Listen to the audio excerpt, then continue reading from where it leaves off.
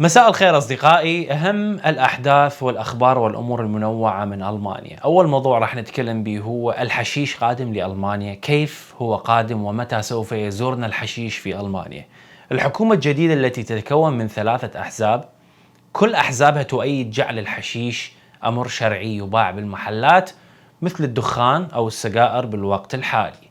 يعني أصدقائي، مدخن الحشيش سوف تسهل الحكومة أموره، بحيث سوف يمسح رقم مهرب المخدرات وسوف يذهب لمحل نظامي مثلا الكيوسك، أي الأسواق التي تبيع الكولا والشوكولاتة والدخان أو السجائر والكحول، والحشيش سوف يضاف لقائمة الكيوسكات.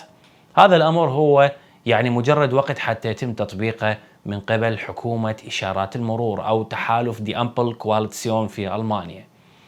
بعبارة أو بأخرى، سوف يحشش الناس وقت ما يريدون طالما عمرهم فوق 18 عام، وسوف يشترون الحشيش، وسوف تستفاد الدولة من الضريبة التي كان المهرب يحرم الدولة منها.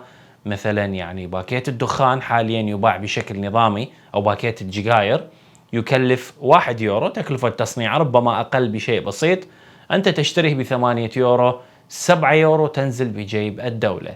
ما لا تعرفونه يا أصدقائي هو أنه هنالك دراسة جديدة تدافع عن تدخين الحشيش وجعله نظامي، يعني تريد هذه الدراسة جعل تدخين الحشيش نظامي، وتقول هذه الدراسة: الآن الحشيش غير شرعي وممنوع تدخينه قانونا، ولكن الأشخاص اللي أعمارهم بين 18 عام حتى 25 عام نسبة ربعهم تقريبا 24% دخنوا الحشيش خلال 24 شهر الماضي. هنالك أيضا بيانات حول وجود مراهقين يدخنون الحشيش بشكل منتظم، وهؤلاء لو استمروا بالتدخين فسوف تضرب عقولهم. لذلك جعل الحشيش شرعي وإخراجه من سيطرة المهربين سوف يجعل المراهقين لا يدخنونه، وبنفس الوقت فإن منع الحشيش لم يثني 24% من الشباب من تدخينه مثل ما فعلوا بالوقت الحالي الذي هو به ممنوع قانونيا. لذلك جعلوا الحشيش أمر واقعي علينا تقبله، وهو ما تؤيد الأحزاب الشابة الجديدة وتحالف إشارات الحشيش، عفوا أصدقائي، تحالف إشارات المرور في ألمانيا. وهولندا من عام 1976 شرعنت الحشيش، والحشيش يباع بالشارع وبالمقاهي، ولكن واجهت مشكلة أيضا، لم تتخلص من العصابات ومن الشغل الغير القانوني. المشكلة هي أنه الحشيش الذي يباع بالمقاهي وبالمحلات حال معسل في ألمانيا وباع نظامي وعليه ضرائب، فبدأ ينتشر بهولندا نوع من الحشيش وهو الحشيش التهريب، وأغلبه يكون مضروب وبه مواد كيميائية خطيرة. ننتقل للموضوع الثاني بسرعة وباختصار: اعتقال 21 عراقي قرب برلين لهذا السبب. ألقت الشرطة الفيدرالية الألمانية القبض على 21 عراقي يوم الاثنين في طريق ريفي على مشارف برلين.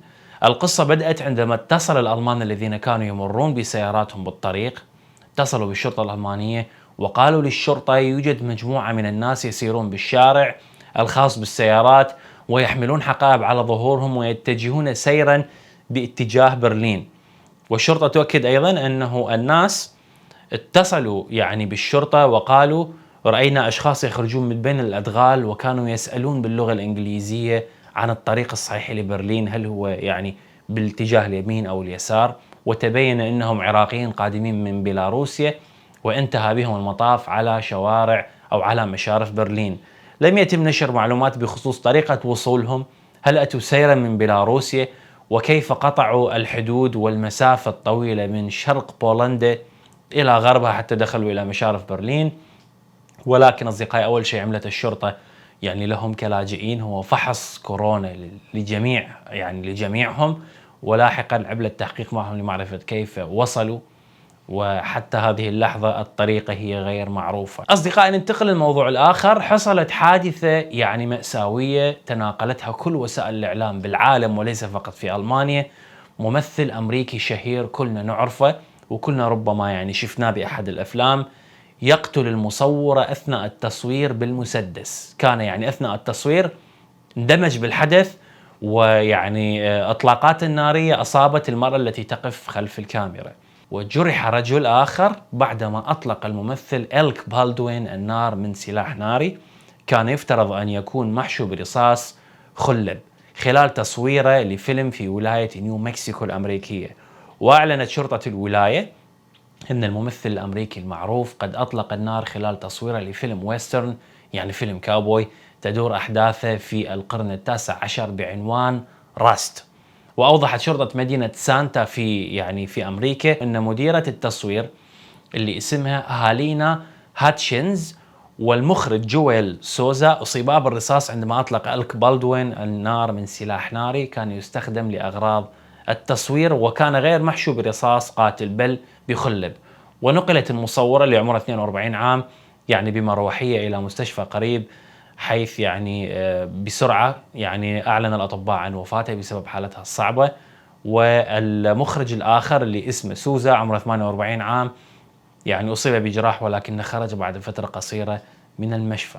أصدقائي، ننتقل للموضوع الأخير، أخطر 5 حيوانات بألمانيا احذر منها إن صادفتها.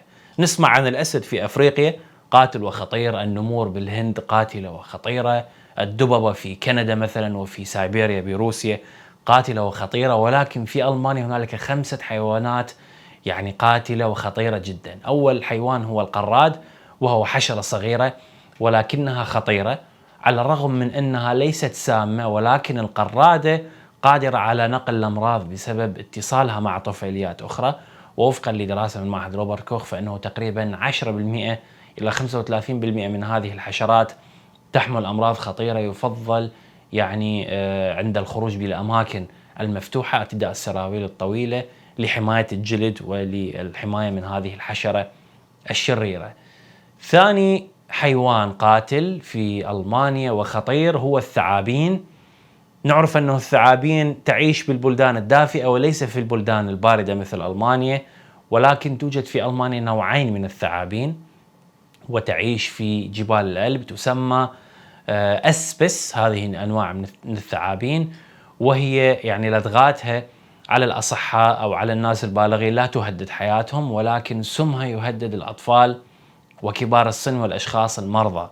الإصابات بهذه العضات من هذه الثعابين هي نادرة، لأن هذه الحيوانات خجولة تتضايق من الضوضاء وتكره البشر، ولكنها عندما تترك بموقف معين تهجم على الإنسان بدون أن تتردد أبدا. أصدقائي، ننتقل للمؤذي الآخر للبشر وهو السمكة الشوكية.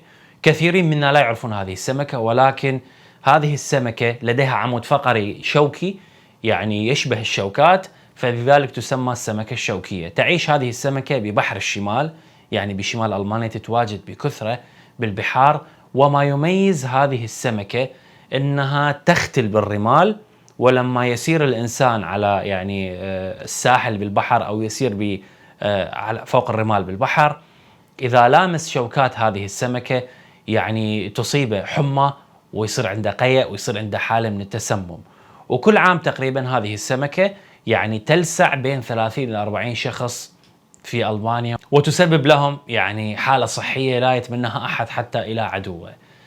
الحيوان الآخر هو قنديل البحر. توجد قناديل البحر بكثرة في بحر الشمال، أحيانا تحرك أمواج البحر هذه القناديل باتجاه الشاطئ، فإذا استطاعت القناديل أن تقرض الجلد فإنها تسبب ألما حارقا، ويجب إزالتها قبل أن تتمكن من الالتصاق بالجلد بشكل متين.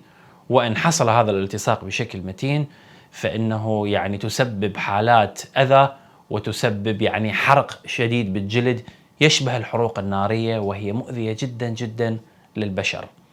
نجي للحيوان الأخير، تركناه الأخير لأهميته الكبيرة، وهو الكلاب.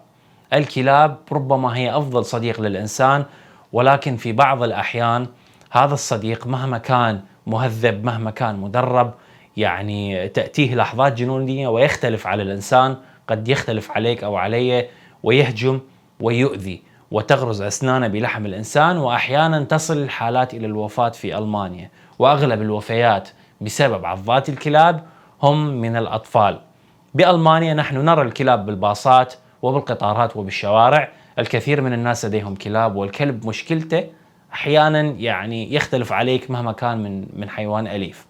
ويوجد بالبيوت الألمانية 6 ملايين كلب، ويوجد مدارس لتربية الكلاب، ولكن بعض الكلاب ترفضها المدارس لوحشيتها ولعدم نجاح تجريبها أو لعدم نجاح تدريبها، فالضحية بنهاية المطاف يكون إنسان بريء يسير بالشارع أو يسكن يعني جار لمن يمتلك الكلب الشرس. وصلنا لنهاية الفيديو، إن شاء الله رب تكونوا استفاديتوا. تحياتي لكم، ربي يحفظكم، نلتقي في فيديو آخر قريبا، مع السلامة.